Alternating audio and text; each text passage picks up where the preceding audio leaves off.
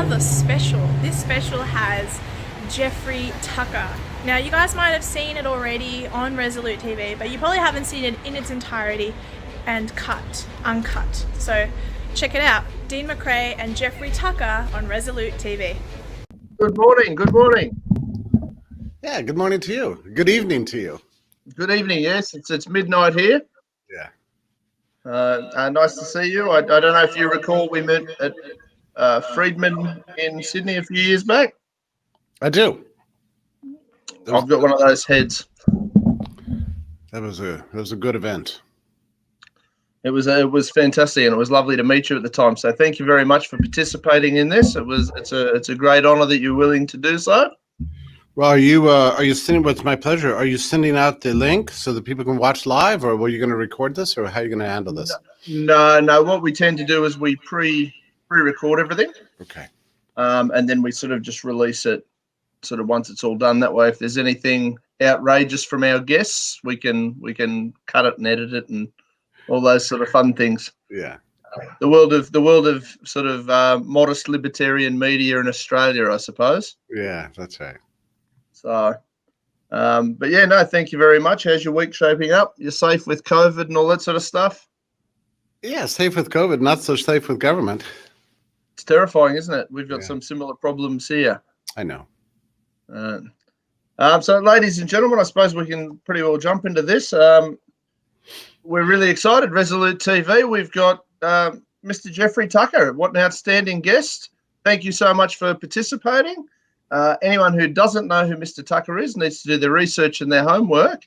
You're one of the chiefs of the American Institute for Economic Research. Is that correct? Did I get that correct? That's correct. That's a big title. A few people have asked me who don't know who you are over here in Australia about you and your background and who is Jeffrey Tucker. How would you talk to our guests? How would you introduce yourself? I'm a humble editorial manager. People think of me as like some sort of global speaker, writer, intellectual with lots of books. I mean, I don't think of myself that way. I'm a bit of a worker peasant, and I like to build web properties and promote economic understanding and understanding of markets and the role of liberty in our lives and how it works. And that's kept me busy for a number of years, and I still like it, actually.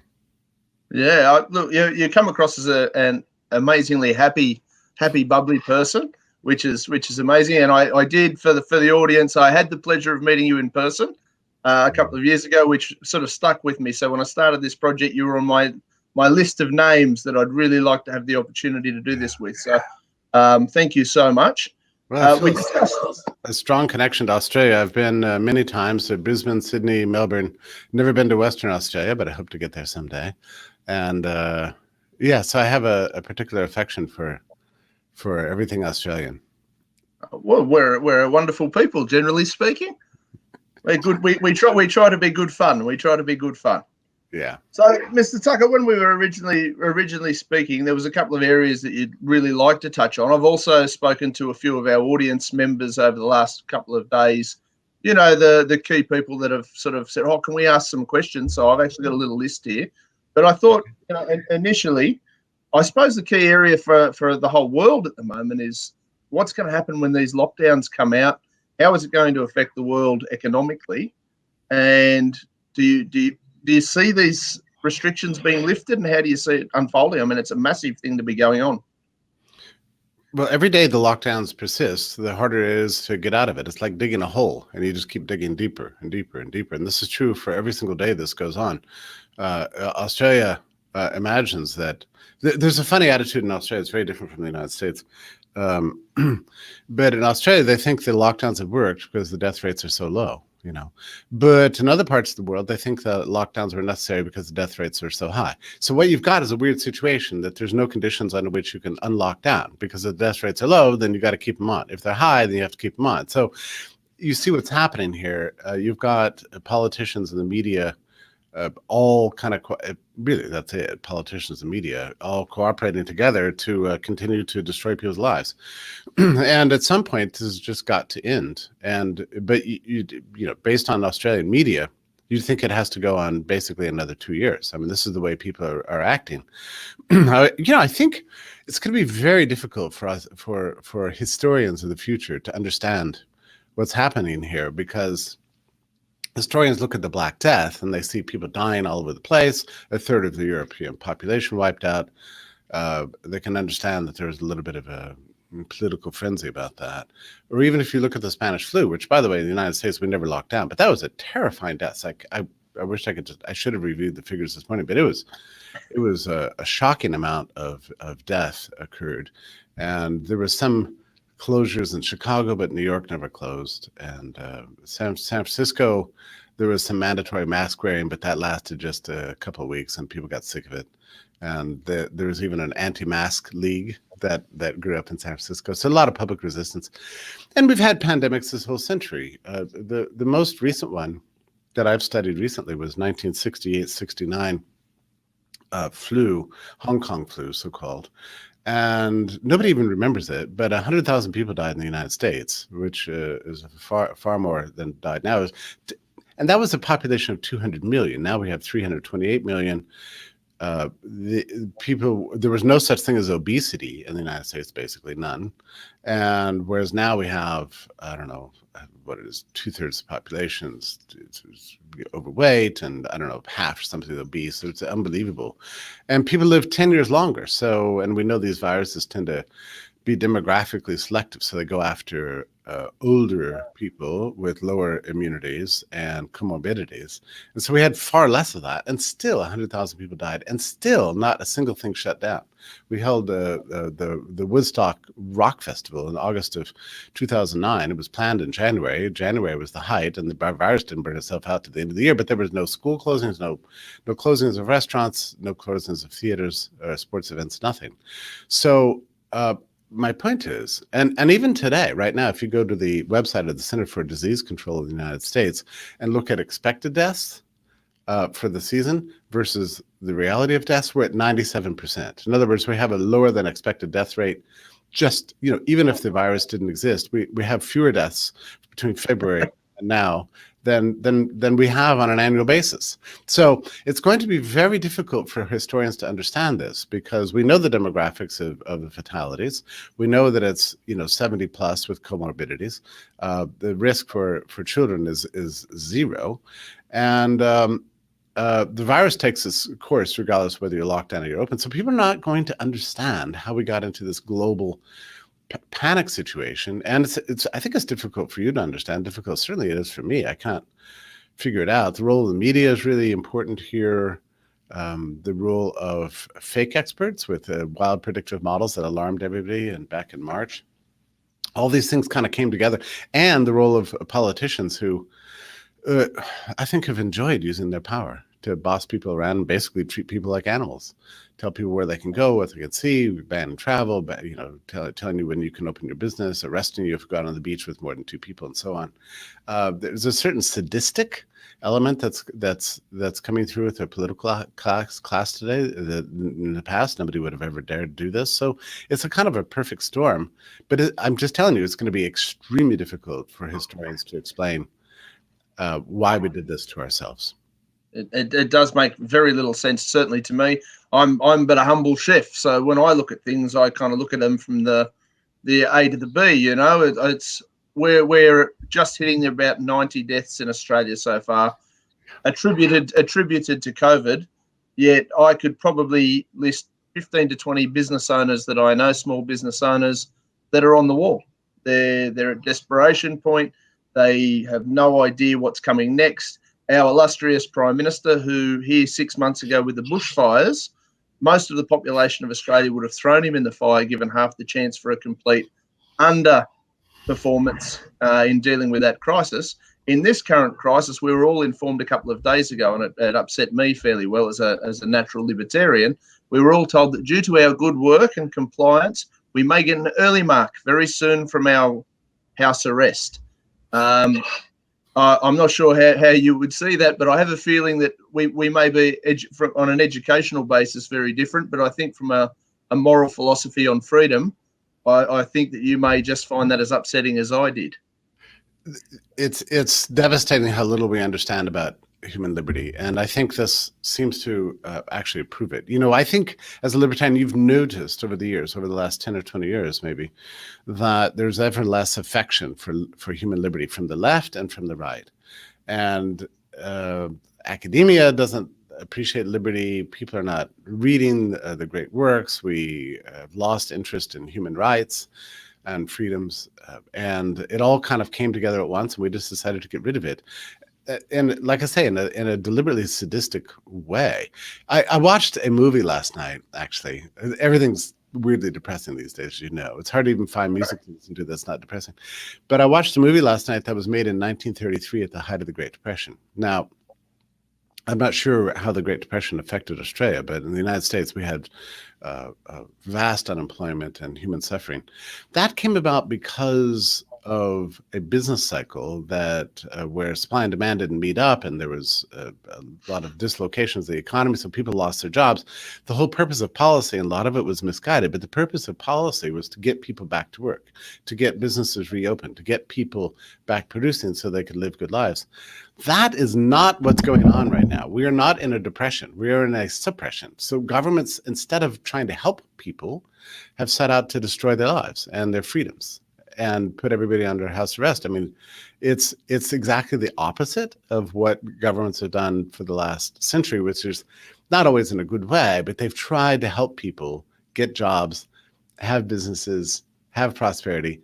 Now we're deliberately crushing prosperity and for some weird reason enjoying it. I really don't know. Although I must tell you, I'm not sure what's going on in Australia. Probably you don't either. I mean, it's actually probably your news is just like ours. You can't learn anything from turning on the television, like nothing.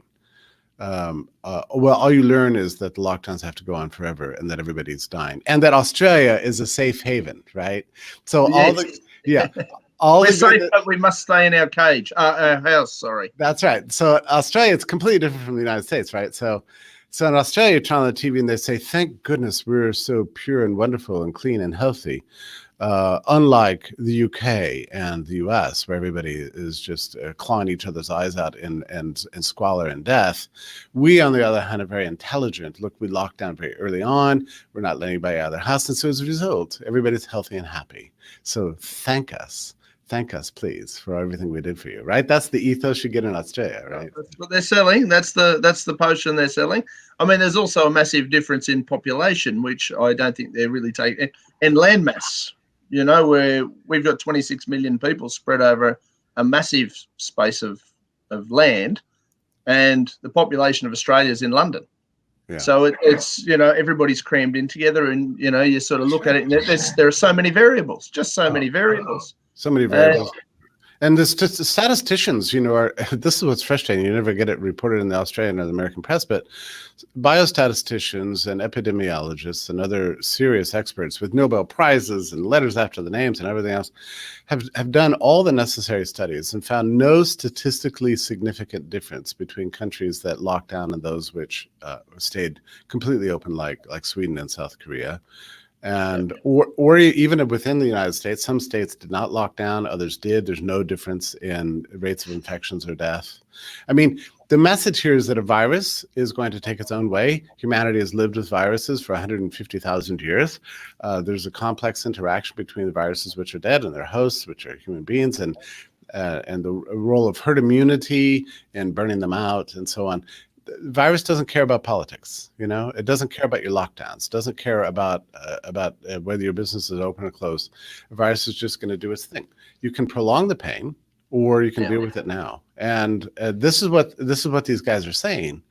And I, like you, I've gotten a real education in concepts like herd immunity and immunology and that sort of thing in the last 6 weeks. I've watched more lectures by epidemiologists in the last 6 weeks than I thought I would ever watch in a lifetime. The amazing thing is that these guys are not, their findings are not being reported by the press because it contradicts what the media wants to report, which is everything's falling apart. The lockdowns are great. You should enjoy your jail sentence. That seems to be the message of the media right now, and it's hard to shake them from that, really. It is. I mean, we're in a situation here at the moment where our PM came out a couple of days ago, and they've designed an app, COVID-19 app, that everybody should download. We want you all to download it. By the way, if we don't get at least 40% of the population downloading this app, lockdowns will remain.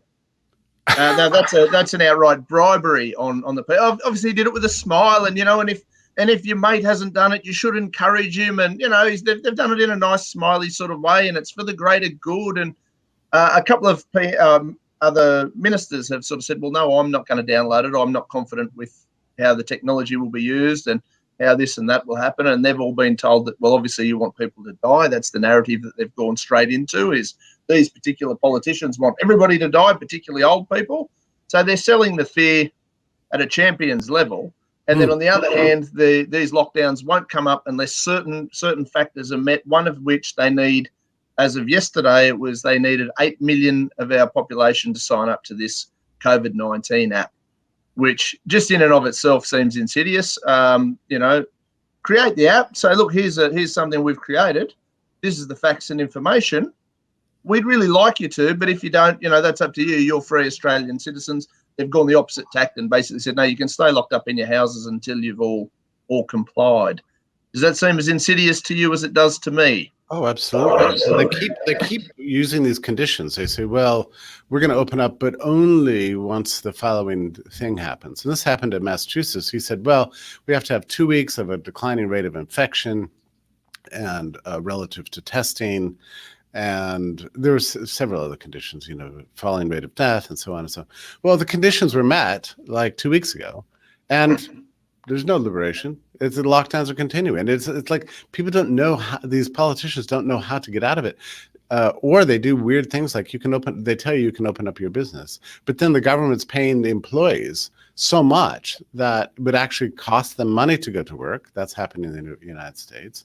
That's happening here as well. Yeah. And so, in your restaurant or whatever, you try to hire back your workers. They're like, I don't know. It seems like I'm making more money sitting here playing my video games than I would be from working. So that's going on. Another one's happening in the U.S. is they're talking about open up your business, but they're not opening up the schools or daycare centers. Okay, so if you have children, you can't actually go to work. So none of this makes any sense. It's just here they did sort of the opposite. They're starting to push for the schools to reopen because all the kids are safe, but smaller businesses, restaurants, pubs, hotels are all under very, very strict conditions. If they do operate, they're allowed to do takeaways, and they're very limited if they are allowed to operate at all. It's chaos all around. It's like this is what happens when you put politicians in charge of a disease. Like instead of medical professionals and individuals handling the diseases they always have for the last several hundred years, we somehow decided in 2020 to turn over disease mitigation to the political class, and look what they've done to us. I hope we learned lessons from this. I really do. I have enough concerns about the political class operating in politics. There's an old saying, I don't know whether it transcends to America, but the only way you can tell a politician is lying is if their mouth's moving. Yeah. Now that's sort of a theory we've had over here. And I do know some really nice politicians and people in politics, and I've participated as a candidate, so I don't want to attack them personally. But as a collective, that's the vibe we have. We don't trust our politicians, yet we've allowed them to essentially tell us all, be scared and we will keep you safe if you follow the following rules. I feel like we're battery hens. Yeah, it's interesting because Australians used to tell me that Americans are very lucky. Like Australia doesn't have a Bill of Rights and a American Revolution, a revolution in the past for freedom and so on. So Brazilians have told me the same thing, that Americans are somehow lucky because we have these rights that are part of our laws, whereas the common law gets a little bit murky. But look, I'm telling you, what's interesting about this is the Constitution didn't help us here, not at all. Our Bill of Rights, because it's like one day it just all went away, and just like, wait, is this? How do they get away with this? Yeah. And it was just abolished just overnight with no real announcement or explanation. The courts have had nothing to say about this. We're under effective dictatorship in most states by the governors, and then the president is banned travel from Australia and the UK just overnight because he wanted to. It's been unbelievable. I listened to an interview with a Swedish epidemiologist, because Sweden never shut down. They took a completely open approach, and they have far fewer deaths than the closed economies in the Europe and the U.S. So it's really a success story. So in fact, the World Health Organization 3 days ago came out and said that Sweden is the model we should all be using in the future. It's like, thanks a lot. Now, thanks a lot. Now we know.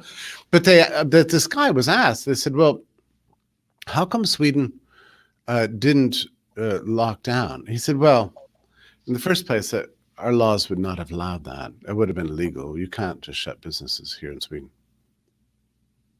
Well, that's a good start, isn't it? Yeah, I was amazed. I was like, wow, a government that actually follows its own laws?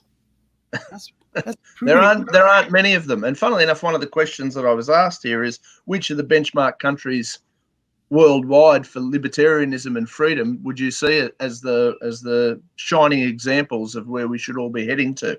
Well, I think stands out for you. Yeah, Sweden, I would maybe list up at the top, but even there, I think that was too strict. I mean, the banning of mass gatherings doesn't make any difference. I mean, they should have banned mass gatherings. So I think in Sweden it was more than 500 people. It just doesn't matter. I mean, like here, where there were conferences that were planned, to involve tens of thousands of people, but they're all young people. I mean, if we had held these big conferences, that would have contributed to herd immunity. We would have been done with this. In fact, the epidemiologists say we would have been done with this thing back in March, and that we've wasted all this time.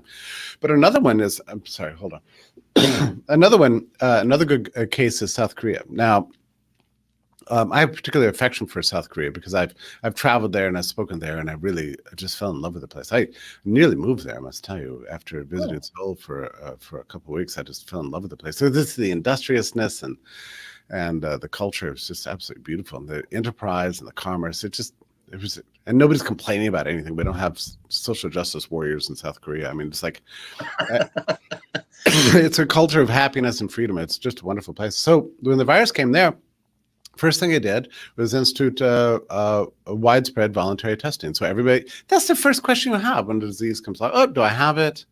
What should I do? And they instituted this universal voluntary testing. So you could know if you had it, you're just like, I think I'll chill at home for a little while until I get better. Mostly asymptomatic, or, you wait a week, or you voluntarily quarantine yourself. If you don't have it, you go about your business. That's what South Korea did. They never locked down. And it was, I tell you, during all of March and all of April, because I have a lot of South Korean friends and I follow them on Instagram. They're all sending their pictures of themselves at the gym, at the restaurants, and the movie theaters, and the bars, having happy time, taking selfies, not social distancing, just loving life, loving life. Yeah. I was like, why didn't Australia and the United States not take this route? I don't know. Unbelievable. It's infuriating. I'm just like, we are insane. And Americans and Australians are, I would say there's a tremendous ignorance in the US, and probably true in Australia, about the Swedish and South Korean experiences. Like people are pretending as if that didn't really happen, as if they don't really exist. And as editorial director here at the American Institute for Economic Research, every single day we're trying to draw attention to the fact that there are other ways to go about this. But people don't want to hear it right now. They want to think that their country did it right, and they're not paying attention. Look, all this is going to suss itself out. I would say in a couple of years, every politician in Australia is going to be running around claiming that they were always against the lockdowns. Always against that. That was never a good idea. I don't know what those people were doing. Nobody's going to want to own this calamity and all the other effects of it, right? The suicides. I mean, there was a case in Western Australia about 3 days ago where a man who lost his job and then wasn't able to pay rent and moved back in with his parents and went crazy and bludgeoned his parents to death. Okay. Yeah. I don't know if you heard about that, but this. And like, there's no murder in Western Australia. Like maybe you have one or two a year or something like that. So this is a big deal. It hardly even made the news. So people are not talking about the suicide hotlines and the getting 170% of the usual amount of calls, the amount of despair. drug overdoses, alcoholism. I mean, all of these things are happening. So we're going to, I would say once all this goes away, you're going to lose far more lives as a result of the lockdown than you are from COVID itself. This is the reality. And we're going to be dealing with this thing for the next 2 years, 5 years, 10 years. It's grim and horrible. And really, I think it's going to be looked back on in 50 years, certainly in 100 years, as being the biggest moment of humanity's stupidity on record since the witch burnings of the 13th century. It's clearly madness. I mean, as I said earlier, we're at 90 odd deaths, give or take, and we've got the whole country shut down. People losing their jobs, unemployment's hovering around that 10% already. I imagine that's going to get worse because even when they do bring people out of lockdowns, I suspect a lot of the smaller businesses are going to come back, and there's not going to be a market like there used to be. I suspect a lot of pubs and clubs are just not going to bother reopening. Yeah. They're low margin businesses anyway. A lot of them are going to go, well, it's far easier to stay on the dole. I always had a bit of not always actually, Jeffrey, it was a bit something I've built up over time, listening to learned libertarians and noticing things that happen. But I've always had a bit of a theory that the government's aiming to get three sort of classes of citizen, and that would be those that work within the government system as employees, so fire department, hospitals, council workers, so our local councils and things like that. And then they want people working in the big corporations. I see, they're the good battery hens working, not asking too many questions. And then they want people on government benefits of sorts. They don't want that little zone of innovators and industrious little restaurateurs or publicans, or because I mean, McDonald's is still open as an essential business over here. Yeah, it's hard. I think what you just expressed is a decent theory, and it might be right. It's just really hard to know exactly what does government want right now. But part of it is that the big corporations have lobbying power, and the government's scared of them, so they can get away with this stuff. But whereas you as a small business, nobody cares about you. That's happening in the U.S. here too. I mean, you can go into Walmart here and buy a pair of shoes, but if you're a shoe store, you can't sell shoes. I mean, none of it makes any sense. It's madness. I had one the other day that I noticed, and it was I bought a Coke at McDonald's. They come in the little buckets and whatever. And here 12 months ago, we were all talking about climate change, and little cafes, restaurants, and bars around the country were getting into trouble for using plastic straws. It was a big thing. And like people would leave reviews on different restaurants' websites and review sites saying, this restaurant, don't go there, they use plastic straws still, things like that. So at McDonald's the other day, and now they're wrapping their plastic straws in plastic to save us from COVID. It's mental. I know. It's the same thing here in Western Massachusetts. The grocery stores had banned plastic bags, and you were required to bring in your own bag to the grocery store. And then COVID hit, and it became exactly the opposite. Now bringing your own bag in is banned, and plastic bags are mandatory. So they haven't made them mandatory here yet, but that's exactly what they did here. Same sort of thing. It's madness. There's just no common sense in any of this stuff. It's crazy.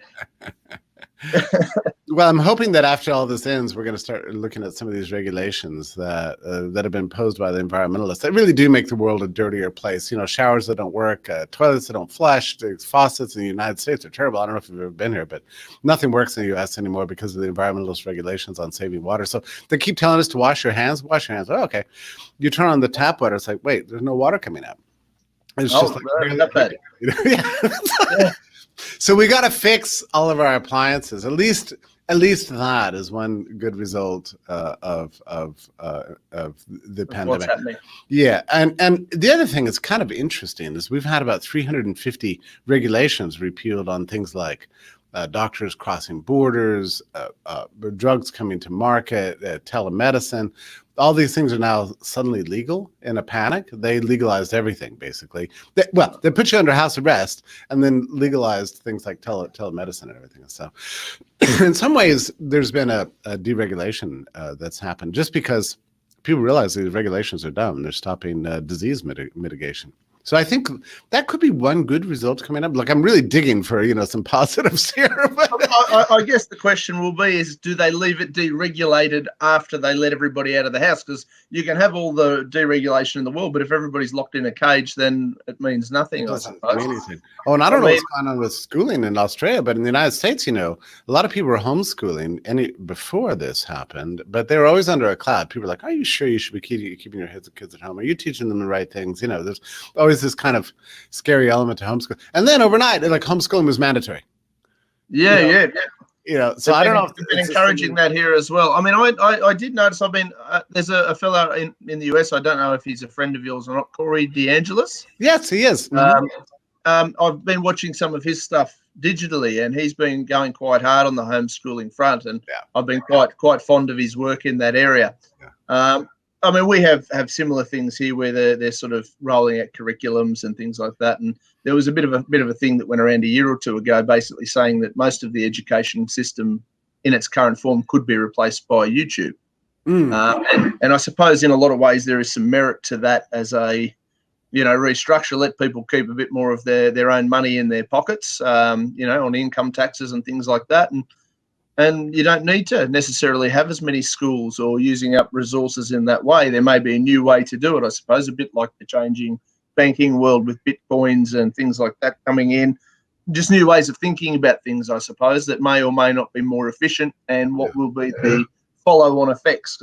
As with COVID, the lockdowns I don't see as being, as you mentioned earlier, it's not the actual lockdowns and the people dying of COVID that are problems now. Now it's the economic quagmire and the suicides and the businesses closing and the unemployment rates.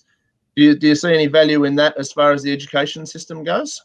Maybe. I think maybe so. Something's going to change. I think a lot of colleges and universities in the U.S. are going to be closing after this, because it's hard to justify paying $70,000 a year when suddenly they take away your services and don't give you any compensation for it. I think people are going to be rethinking a lot of things. At the same time, I really doubt this idea that digital media is going to achieve new levels of heights and fame and everything after this, because human beings don't like to live apart from each other. We like to be around each other. It's just sort of the way we are. And I think everybody's pretty much fed up as Zooming and Skyping and all the things that we have to do now just to talk to each other. I think there's going to be a new fashion for social closening, and I think the classroom is going to come back, and a lot of things are going to change after this. A lot of resentments.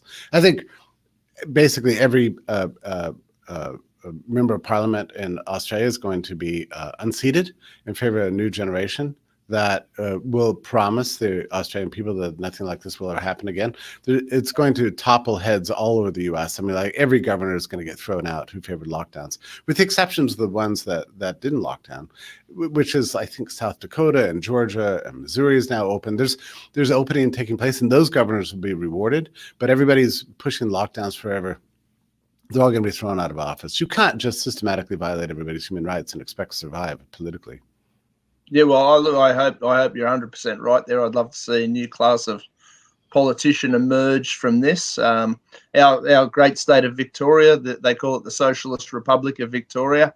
Their premier has basically said, regardless of what happens nationally, he won't be letting anyone out of lockdown anytime soon. And which I'm not surprised from that guy. He's very Stalin-esque in his management of the state. Surely, hopefully, they're going to revolt somewhat down there, and I'd love to see a whole new political class emerge from this. Whether or not we have the capabilities coming through in the younger generations, I'm not sure.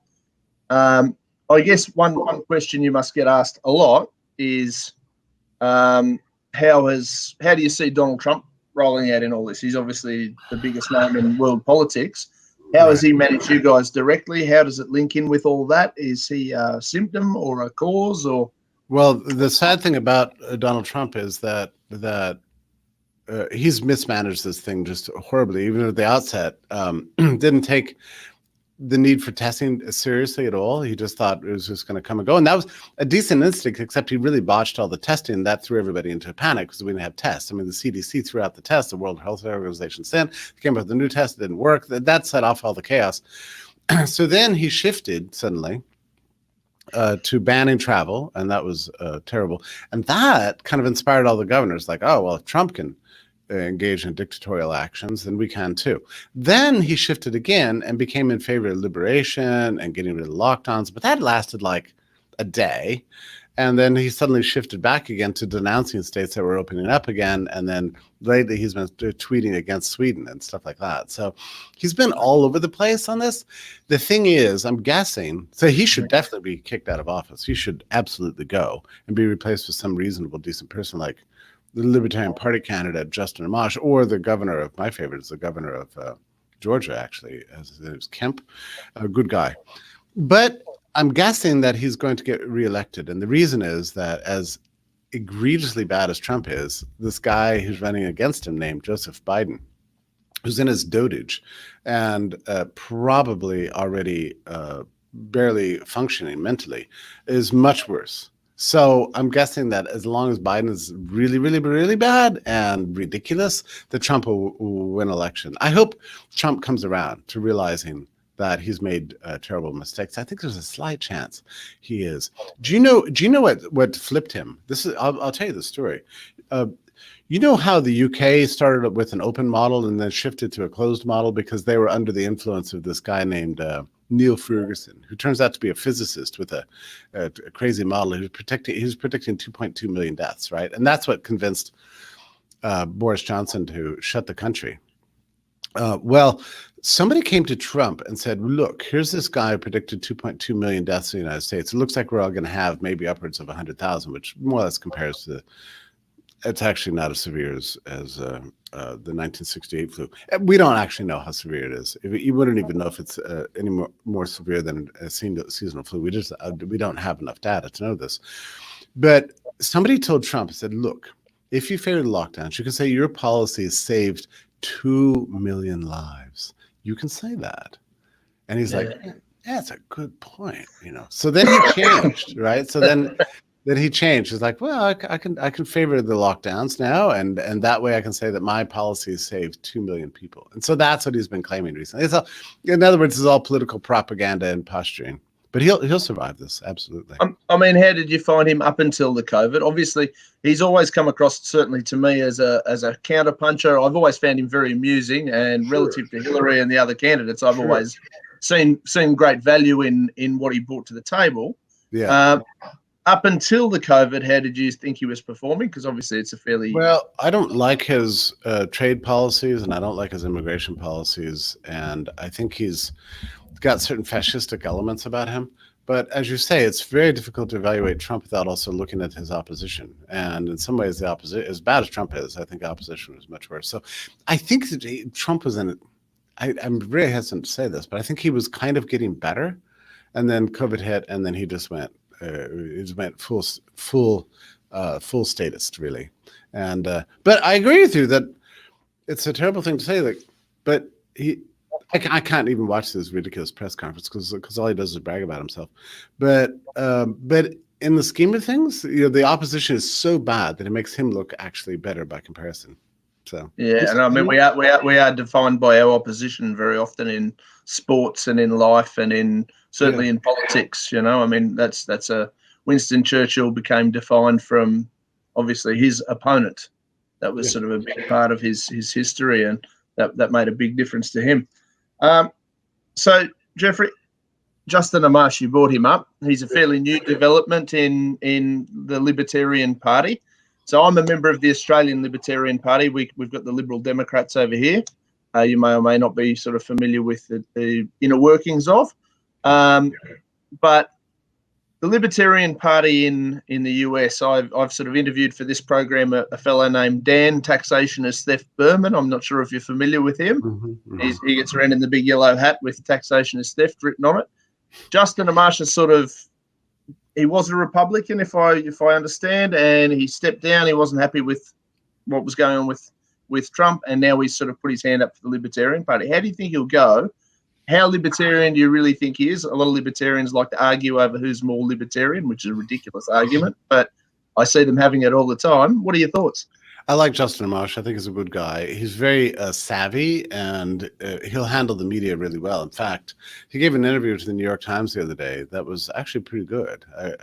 He's not. I wouldn't say he's like a.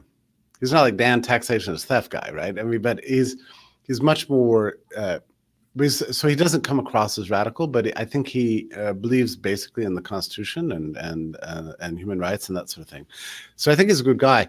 Now, the difference between Australia and the US is that you have a parliamentary proportional representation system, and so libertarians probably have a greater chance there. Here we have this winner-take-all system of direct democracy. Well, it's not direct democracy, but it's a winner-take-all system, and that always defaults back to two parties. And the reason is that you feel like if you're voting for the libertarians, you're throwing your vote away and letting the guy you really don't want to win. So that's what's always hurt the libertarians in this country. It's not so much the message. A lot of people like the message, but people get really afraid that if they vote for libertarians, then the guy that they like least of the three is going to win. So they stop right at the last second and they don't vote for libertarians. So I'm assuming that's going to happen again, but I could be wrong. I mean, crazier things have happened. So it's possible that things are chaotic enough where the libertarians could actually make a difference. But I don't know. I said that last time and I was completely wrong. So I'm a little cautious to predict that, but I hope he does well. At least he's out there talking, and that's what matters. And I think I can safely predict that he'll get the nomination. I don't have any question about that. Yeah. Look, I mean, it's fairly exciting to see, and I mean, I'm for any libertarian candidate really who's selling the message of liberty and freedom. But Sure. to see him in the position that he's in is it's a positive. Now, one of the questions that I was sent in by one of our viewers is, and it fluctuates with some of the tweets that's been sent out this week. So Elon Musk has been sending out tweets about this is fascism, this is wrong. But he also has stated previously that he believes direct democracy will govern Mars one day. Now, obviously, the Mars thing, we don't know if we're ever going to get there. But what are your thoughts on Elon Musk as a businessman, an anti-fascist apparently at the moment, and how would you see direct democracy working? I've been a big fan recently of Elon Musk. He's always been brilliant. I got to know his mother pretty well in Budapest last year, I guess, and she's a very interesting woman. And I've really appreciated his radicalism on this topic. To me, he's just saying things right now that are common sense. We're just like, but at least he's prominent enough to get a voice out there. So I've really appreciated him. Now, on the other hand, I don't always agree with his politics, and I haven't in the past. I think his global warming thing, which is happens to be a personal business interest because he's in the business of electric cars. I've not really appreciated that too much. So I've not been a huge fan up until very recently. But look, these days I'm glad for any voice out there to make some degree of sense, and he's certainly been among them. Some contribution. I mean, do you see left and right politics, certainly after COVID, being almost dead in the water as they traditionally stood? I'm seeing a lot of blurring of the lines. I'm finding the more rightish people who I've always considered myself somewhat a libertarian conservative, as opposed to conservative libertarian. But I'm currently out. We've got a conservative government at the moment that's shut the whole country down. Yeah. So do you see it as? Yeah, I think that it's gonna dramatically lead to a dramatic upheaval, and I see a blowback against all these lockdowns, and it's going to be overwhelming. Really, people are going to wonder why we did this, and they want to know who did it, and so on. And I've had friends of mine call me since this whole thing began and said, you've been right all along, because I started writing against lockdowns and quarantines January 27th. As far as I know, I had the very first article in the American press warning that quarantines were coming and condemning them and saying we should leave disease mitigation to the free society and not to government. That was January 27th. And I've had so many people write me since then saying, oh God, I thought you were crazy at the time, like the idea that we would go to lockdown. But, and even I didn't anticipate how bad it would be. But they said they've come around to my view on this. So I think we're going to undergo a dramatic shift. And I think at the end of this thing, if you're not a libertarian, you haven't been paying attention. I hope you're 100% right on that one too, because like I think as libertarians we often get called crazy for our views and our thoughts and our concerns, but I think more and more people are sort of, oh, hang on, maybe they're not quite as crazy based on what's happening. I'm hopeful that Australia will sort of follow in tune, but then Australia and America are very different. There's a spirit you guys have in America where you're already rioting about being locked down in certain areas. I'm still seeing tweets and Facebook messages talking about, the government tells me I have to get a barcode installed in my arm, I will. I think some of our population still think they're convicts. It's very upsetting. Yeah, there may be more public anger in Australia than you know. I certainly feel like it's very widespread in the U.S. The problem is that they're not giving voice to this on media, right? I mean, I watched this interview in Australia with this economist named Gigi something. She was very interesting, very impressive. Yes, she upset everybody. I saw her. Yes. Yeah. And all she said on a very uncontroversial point was that we have to consider the trade-offs. You know, that with lockdowns come unemployment and really huge social costs, and that has to be played against the benefit of whatever you think comes about in a good way from the lockdowns. And on the show, they were just like practically screaming at her. They treated her like she was a leper and an evil person. You saw that, right? I did say that's. I mean, that's our national broadcaster as well, which, you know, have been accused for years of being extremely left wing. You know, and you look at something like that and you just see the hysterical reaction, and there's just no logic and it doesn't matter, or I don't think it matters so much how educated you are or how intelligent you are. The common sense factor has to come in here where people are going, well, of course there's other things than just the disease that so far killed 90 people. Yeah. You know, And the way they treated her it was so disgusting. They got these snarls on their faces like, why are you saying this? How can you say that? You know, they acted like she was just like politically, like impolite or malevolent or something like that.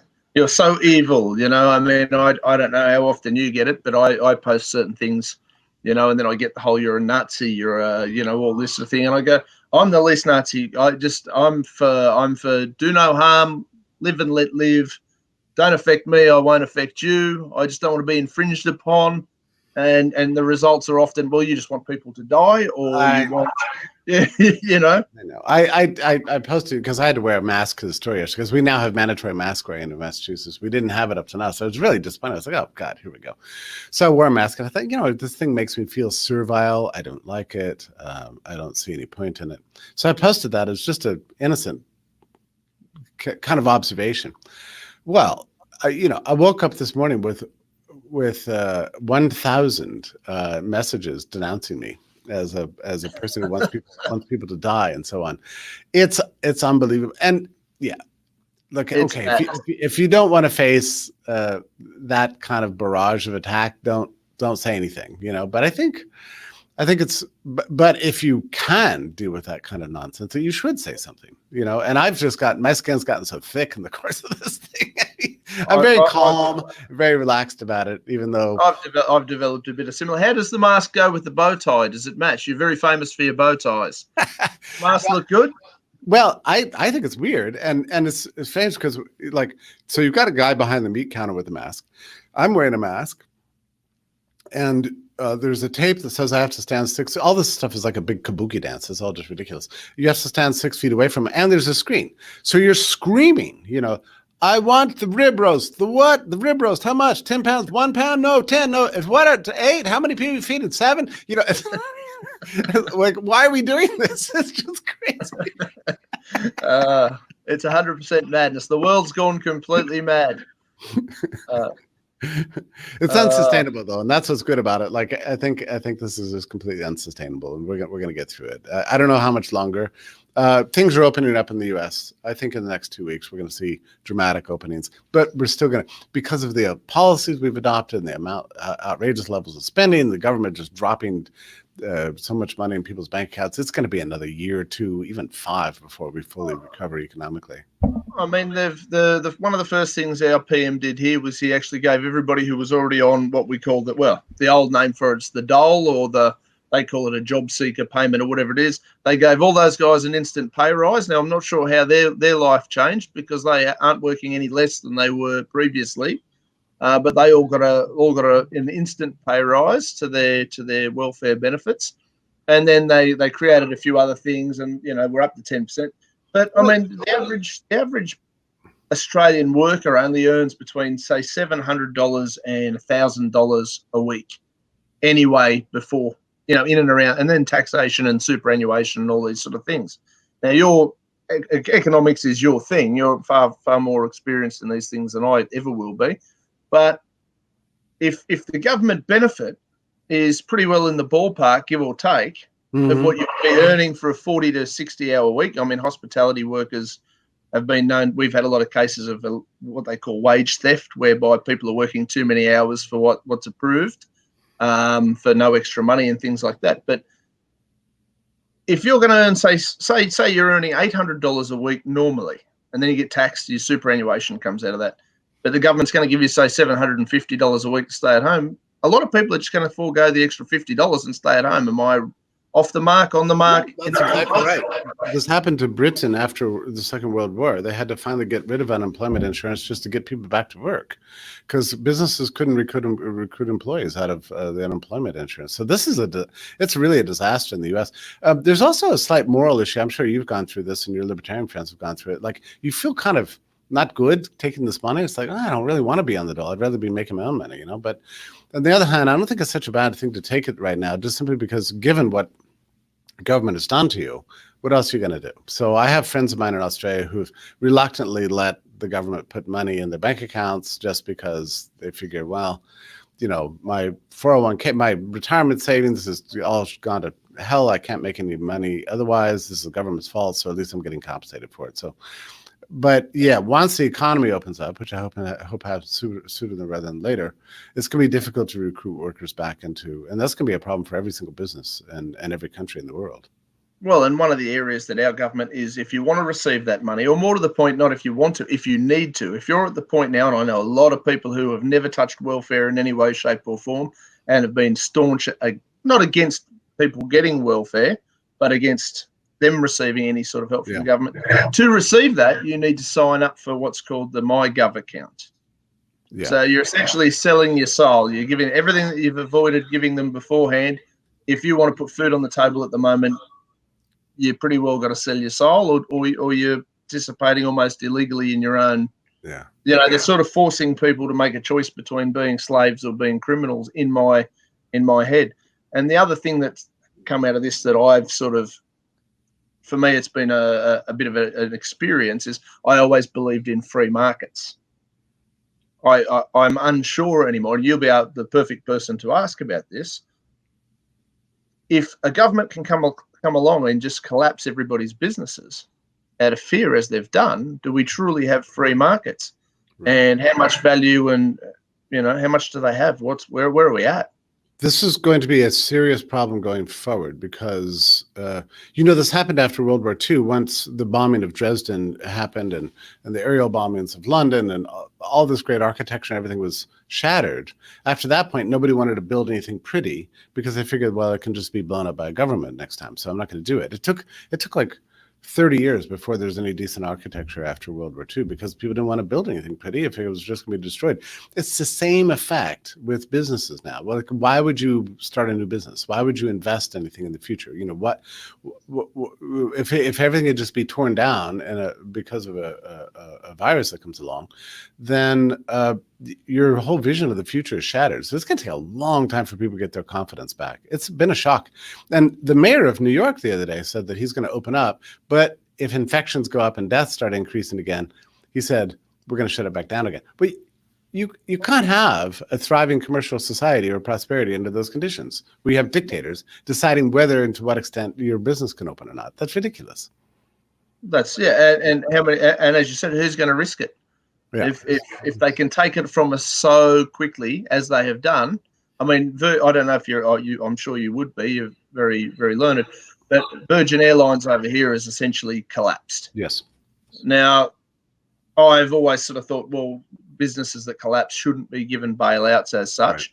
Right. And But under the current circumstances, I'm going, but the amount of jobs lost, and it wasn't Virgin's fault necessarily that they're in this circumstance. But then also in my little brain, I went, but if you're going to bail Virgin out, Mr. Government, what about all the other tiny businesses around the country that have all suffered similar fates? Now they're talking about little handouts and things at the moment, JobKeeper, and there are little things you can do. They're allowing people to access their superannuation and things like that. But this wasn't caused by these business people necessarily. Some might have been already on the ledge. We don't know. But, I mean, how do you see it? Should the government be bailing them out because they've caused the problem? Should they be staying the hell away from everything? Just get away from it and don't come near anyone. What are your thoughts? Yeah, that's a very interesting question because we've never faced anything like this. Like, what does justice require in this case? I'm very sympathetic, in any case, to the idea of business loans. Maybe I think the U.S. Congress has passed a lot of that. Just because they caused the damage, they should be responsible for fixing it. The problem is, that government doesn't actually have any of its own money. Every bit of money it has, it takes from us. And if it goes into debt, then it's taking money in the future from us, whether in the form of inflation or reduced investment from crowding out. So unless government's selling its own property at market rates, it doesn't have any other way to raise money except by taxing you. So all these welfare benefits are going to come at the expense of the public regardless. So I think really the only answer here is an immediate and universal liberation, government leave everybody alone and let society make its own decisions. It's really the only option right now, but nobody's even talking that way. I mean, we ran our first article calling for liberation of everything and everybody about 3 weeks ago, and it shocked the world. I mean, that article went hugely viral, and it changed the culture. The Wall Street Journal picked it up. We were very influential behind the opening of the Georgia state, and so on. So your ideas can make a difference. So libertarians are asking what they can do. I would say the most important thing is right now speak out and say something like "Liberate Australia now." Like get that hashtag trending, use your voice. You can make a difference in the culture. Everybody's voice right now really, really matters. And I'm not saying you should say it if you don't believe it. You should believe it, and then you should say it and deal with the consequences. That's the single best thing you can do for humanity right now is just to speak out. And you have the fight platform. Against the fear. Yeah, fight against the fear. That's a big sort of thing, I think, and that's sort of part of why I thought when all this happened, I developed this program. I'd always had a bit of an idea for it, but put us in lockdown and put us in a cage. And I thought, let's find some other good freedom-loving people and give them or try and create a platform down here. Yeah, if you were to say what industries, what areas are you anticipating? Obviously, you're very this is your profession. When we come out of this, which industries are going to thrive? What's going to come back first? Do you think? Is there anything that stands out in your sort of head where you're going, yep, well, that'll be really a strong or that'll lift the economy back up, or obviously travel's going to be not? Yeah, well, it depends on how sweeping liberation is. If it really is liberation, I think people want to get out and travel immediately. They want to get out of Australia and get to their vacation destinations.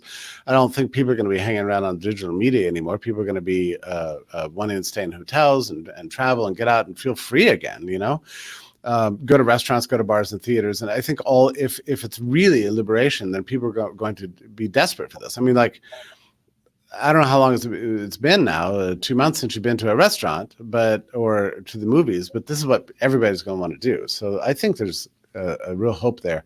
And the collapse of oil prices that happened right at the outbreak of the lockdowns has been actually very, very good for the world economy. So I would say resources like oil are going to do very, very well. And all the talk of shutting down industrial civilization to save the globe from warming is at an end. So I think these are the kinds of industries going to do very well. And of course, all the industries that have done very well during the lockdowns, like the online delivery companies and everything else, they're all getting rich right now anyway. So that'll continue. I think the media is not got much of a future because they've handled this so poorly. I know that in Australia, a lot of people watch television, but at the same time, a lot of people are sick of it. They're sick of being lied to. day after day after day and manipulated on a round-the-clock basis. So I'm hoping that so alternative media sources like yours are going to rise up, and whereas the mainstream ones are going to go down. No, I really hope so. And talking to you gives me some hope that there are sort of people out there with similar viewpoints to myself, who are certainly, in positions to influence the media as you do, and with the organisations and everything you're involved in. And I certainly appreciate people like yourself who continue to stand up and be brave and fight the fear, because the fear is the one weapon that the government does use against us continuously to keep us caged. I think you're an absolutely brilliant ambassador for everything that certainly Resolute TV and libertarians everywhere and all of people like that sort of stand for. Is there anything you'd love to say to the audience? You gave me an hour. How are we shaped? Yeah, I would say that libertarians all over the world need to stick together, and we can do it through the media that we have right now. Thank goodness for the internet, so we can talk to each other and plot and plan, stick together, be principled, believe in freedom as never before. This has all been an attack on freedom and human rights. We need to turn this around the other direction and continue to promote the idea of human liberty as a solution to all problems, including the appearance of a virus. And right now, libertarians have never been more essential. You cannot have a free society if people don't believe in it. And it's going to take that kind of education, that constant speaking out, to help people come to believe in freedom again. And we need to figure out ways to make sure that nothing like this ever happens again. And your voices are going to be very important. The voice of every principled person in the world is going to be important for this. But we can make a difference. We can make a huge difference. Jeffrey Tucker, thank you so much. I appreciate having you on. I appreciate your time, and I appreciate your stance. I really, really think we need more of you.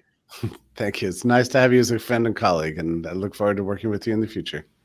I certainly hope I get that opportunity. Thank you very much. Okay, it's my pleasure.